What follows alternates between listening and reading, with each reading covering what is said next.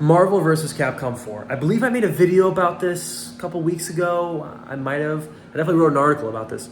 Now that it's actually feasible, since we're getting the collection, and if the collection sells well, we can get Marvel 4. What do I want from Marvel vs. Capcom 4? Off the top of my head, the most important thing, the two most important things, neither the two most important things. One of them should be obvious. The second one, well, both of them are.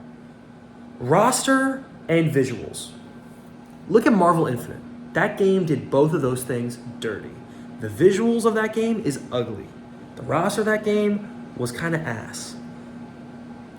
Off the top of my head, I want them to do like a Smash Ultimate thing where they're like, hey, fuck it, everybody's here. That's not realistic though. It's not realistic. It's a legal nightmare. It also would take a long time to do that and to also balance the game. But that doesn't matter. I want a good roster. I want at least 50 characters. Marvel 3 had 50 characters. Ultimate Marvel 3. I think that's pretty realistic. Visually, fuck Infinite, bro. Like, if you're going to make a 3D Marvel vs. Capcom game, you got to do cel-shaded. You got to make it look like a comic book. You got to make it look pretty. Maybe take some notes from Street Fighter 6. That game has like a hyper-realistic, but also really like watercolory, pop, graffiti aesthetic. Looks beautiful. I don't want to tell them to make it look just like Marvel 3, because Marvel 3 looked great, but it's a sequel. It should look better. So, take notes from Marvel 3, not Marvel Infinite.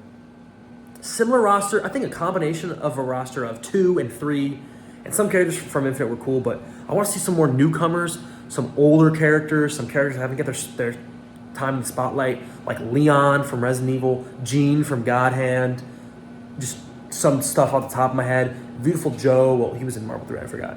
But I was just listing old Capcom characters that I like.